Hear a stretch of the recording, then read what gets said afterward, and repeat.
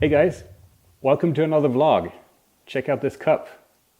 That's Boeing in Jeppesen who sent us these. Me and Pontus, we went to Neu-Isenberg, I think that's how it's pronounced, a while back, and we visited the Digital Aviation and Analytics Lab. And we made a little vlog about it. That's episode number 2 if you want to check it out. And the guys in Germany, they sent us these cups as a little thank you. So, well, they're awfully good to drink coffee out of, so thank you. So we got a lot of exciting things going on. We're running the Airport Challenge. Have you seen it? Airport Challenge is on our Instagram account. We are putting up an airport silhouette, basically just the runways, and you guys get to guess which airport is it. This week we put up an airport that has no less than 7 runways, and that kind of narrows it down a little bit. The first one that I come to think of is Chicago O'Hare, but it isn't. This week it was Dallas Fort Worth. So among the people who guessed the right airport, we pulled one at random, and not so random, actually I got his name over there. Chris Trott, who goes by the handle Cap Flyer. If you get in touch with us, you have a little prize to win. What prize? Well, check it out. Isn't that nice? So for 15 years we had about the same logo, and we decided to upgrade. So this new logo is eventually going to be on our website, and it's going to be on everything that we send out, including our new merch. So if you want some of this new merch, you need to sign up at Instagram, follow us on Instagram, and give us an answer for the next Airport Challenge, and you'll have a chance to win some of this new fresh merch, or swag as the cool kids call it. You can also win a shirt that looks something like this. It also has the new logo type on it. Well, very happy with that. All right, see, what else? I promised you guys an interview with Pilot Andy, our community manager here at Navigraph. And I shot him with this. Actually, I didn't shoot him, I filmed him with this. This is a big mother of a camera. It's a Blackmagic, what's it called? Blackmagic Pocket Cinema camera. It's anything else but pocket size. It shoots in 6K, which is probably more than you actually want to see. But we're sampling it down for YouTube, so it's coming up right after this. Is there anything else that I wanted to mention to you guys? No? Let's roll the interview. Cheers. Oh, and don't forget, follow us on Instagram to be a part of the Airport Challenge in order to win the new merchandise. All right, follow on the Instagram, do that. Okay, now the interview.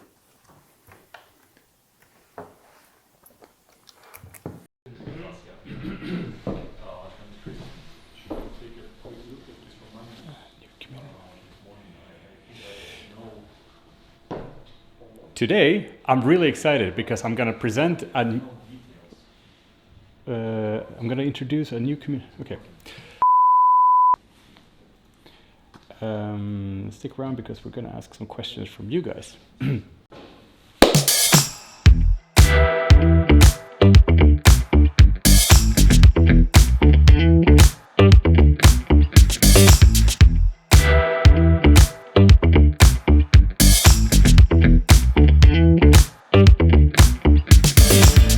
Today, I'm really excited.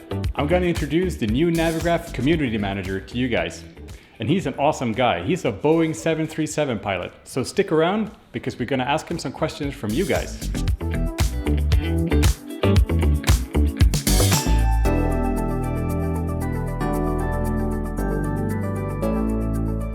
Hi guys, this is Magnus from Navigraph.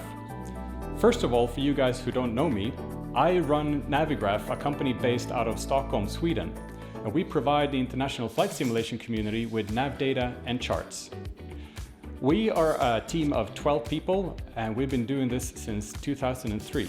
Our most recent project is Navigraph Charts, and we're going to develop this into an electronic flight bag.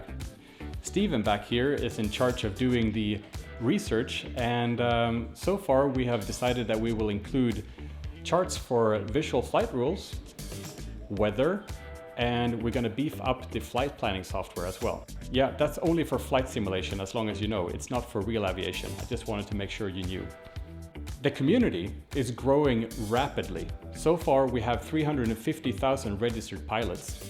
Most of you guys, you are from the US, you also come from the UK, and from Germany and France. How do I know? Because every year we issue a community survey. In this community survey, we ask you guys for your preferences in flight simulation, but we also ask you for guidance on how to develop our products. We do this in collaboration with many other partners in the flight simulation community. An electronic flight bag is not something you just whip together. It requires careful planning and careful design. And this is where we got very lucky. Remember a while back when we put out a job ad in our social media and on our newsletter? We were looking for a community manager, so well, it made sense to look within the community.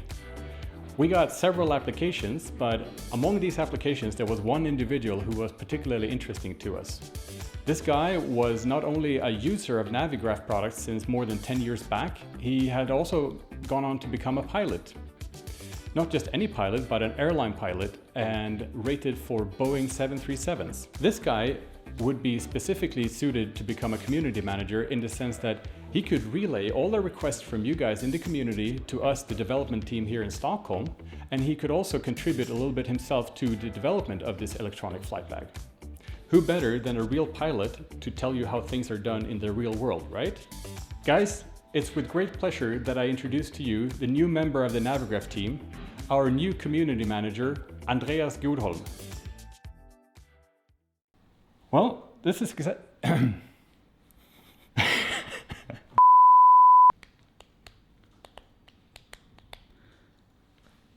Andreas, welcome. Thank you very much. Great to be here. Thank you. Nice having you here. Yeah, what a presentation. Well, we're not done yet. We're quite curious about who you are. Is it true? Are you a real pilot? Yeah, I am. Boeing 737s? That's it. But that's not where it started, right? You started a little bit before that. Yeah, it actually started with flight sim, guys. I started flying flight sim when I was like 11 years old. Then went on to flying gliders, and it just continued towards bigger and bigger planes. Hold on. So you flew gliders? Yeah. What are those? Glider planes that doesn't have an engine. Because you can start flying gliders when you're like 15 years old. So I just wanted to get started as soon as possible. So you were 11 when you started with flight simulation, and then 4 years later, someone pulled you up into the air in an engine-less airplane. That's it. All right. And this was in Sweden, yeah? Yeah. All right. Whereabouts? Yeah, it's like 2 hours west from here, from Stockholm. In a place called? Avesta. Avesta. All right. What's the ICAO code of that airfield, you know? Echo Sierra Victor Alpha. All right. That's awesome. Don't have any charge for that because it's a grass strip. So when did you decide to go on to become a commercial pilot? Yeah, so I applied to a flight school in Västerås, which is like an hour west from here.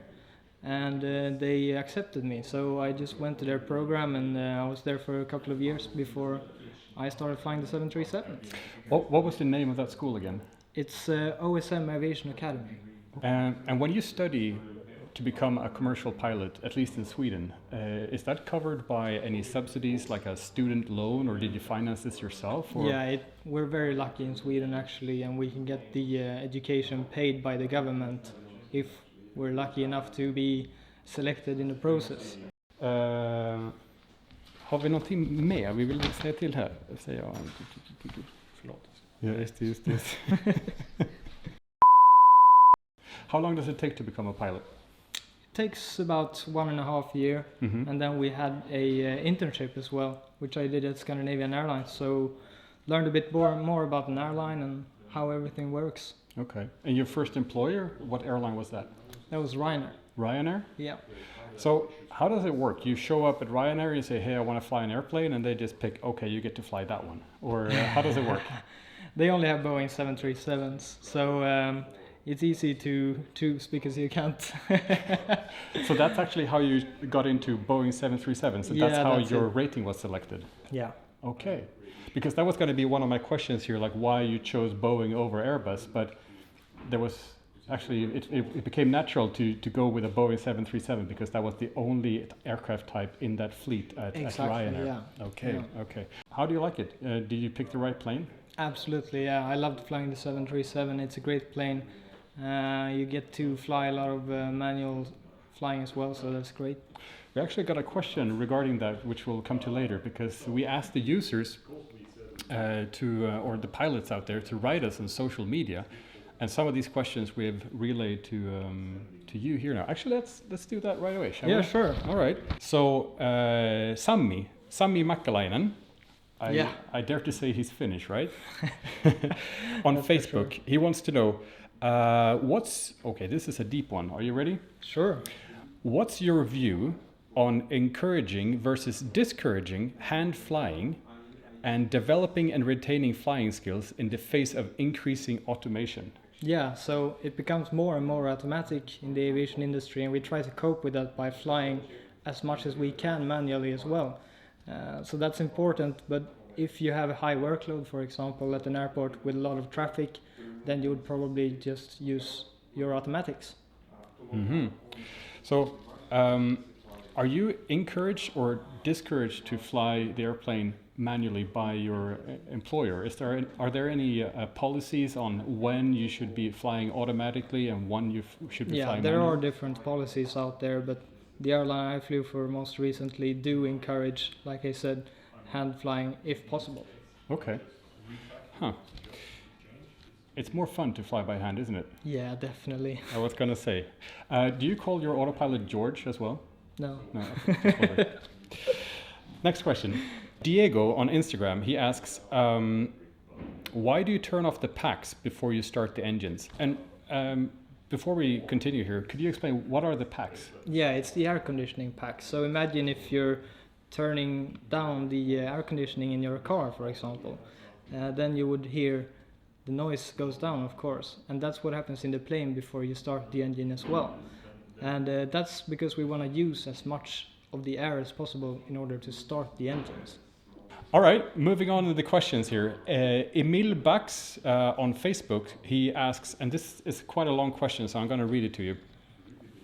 I have a question arising from watching 737s land at my local airport, NZAA. Where's that, by the way? It's in Auckland, New Zealand. Auckland, New Zealand. They often seem to be driving straight into the concrete with little visible flare. Obviously, that technique must be correct, but it's something that I, for one, struggle with in my prepared with my PMDG 737. Do you have any tips on the proper way to flare and land a 737? Okay, to answer Emil's question here, maybe we should know a little bit about flaring to begin with. It has to do when you're landing the aircraft, right? Yeah, exactly, when you want to reduce the descent rate. And it's about pitching the aircraft upwards a little bit before you hit the concrete, the way Emil describes it. Yeah, exactly. So he describes it as it just going down without any reducing the descent rate, but that's actually not true, because they are reducing descent rate, but a little bit. At 30 feet, when you hear the 30 feet call out in your P3D, then you would reduce the descent rate by taking the control column a little bit towards you. And that makes the airplane pitch up a bit? Exactly, but still enough. It's enough to arrest the descent rate, but you're still coming down. And then at 20 feet, you want to reduce the thrust levers and close it all the way. Is that when you feel the buffeting of the ground effect, or exactly, you will get some help from the ground effect as well. Okay. Well, you make it sound so easy. I think we need to make some sort of a tutorial on this, or something, some visual guidance or something. So that's right. If you guys want to know more about any particular stage in flying a 737, just write us down here in the comments field, and we'll try to make a visual presentation of that using a simulator, of course. So next question comes from Instagram and a user called the Simulator Concierge. And his question is, what's the longest flight that you have ever flown? Longest flight I've flown is actually from Oslo down to Las Palmas. It's around 5 hours 30 minutes, and it's actually a quite interesting one because I flew it without any passengers at all. André Boll wants to know, do you prefer electronic or paper charts? Definitely electronic charts. Why? It's a great tool to use. For example, I was flying from the west coast of England to London, and then in the middle of the flight we got a call from the ATC saying that London is closed, you can't fly there.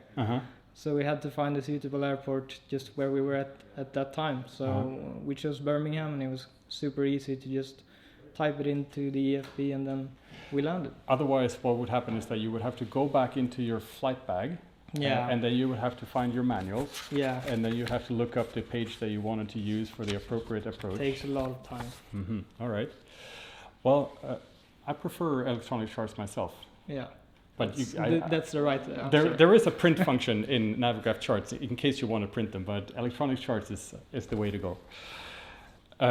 So next question, and I noticed you had a really good pronunciation of this guy's name. Yeah, Thomas Carabajal. Carabajal. Yeah, that's it. How come you know Spanish so well? Yeah, first I've actually lived in Ibiza for a short while, and then we have a family house down in the Canaries as well. So I've been spending some time there. You used to live in Ibiza? Yeah, that's it. Or Ibiza? Ibiza. Ibiza. All right. Well, what brought you to Ibiza? Yeah, the sun, the partying, everything. Yeah, it was when I was flying. Actually, my first summer flying the 737, so that was great. I had a blast there. You were a pilot living on Ibiza, flying 737s. Living the dream. All right. What am I doing here? All right. Back to the question now. Thomas wants to know, what's the biggest difference between real charts and Navigraph charts? Yeah, there isn't really a significant difference. Well, there is one. And that is that with Navigraph charts, you aren't allowed to take them into a real cockpit and fly real aviation. Yeah. You're only supposed to do flight simulation. But aside from that, we get our charts from Jeppesen, and those are the charts that are being used in the real world as well. Yeah, I saw on my first day actually that one of you guys sent in a correction of a VOR, and they actually had to contact Jeppesen in order to change the real life charts as well. So that's quite interesting. That's true. Sometimes we get observations from you guys in the community, and we relay back that to Jeppesen, and they correct some of the information on their charts. It doesn't happen very often, I should say that, but every now and then we do get feedback from you guys, and we do appreciate it. Let's see, what else do I want to ask you? All right, here's a funny one. If you were to recommend an approach to fly tonight, which one would you select and why? Would definitely be the one into Ibiza. The one into Ibiza? Yeah, that's for sure. How come? Why? It's amazing. Just seeing the views and enjoying the approach. Right. This is when we're looking forward to the new release of the Microsoft Flight Simulator 2020 as well. Exactly. The graphics in there, they are amazing. Yeah, you're gonna see the partying and everything. Really? There's gonna be an add-on for that.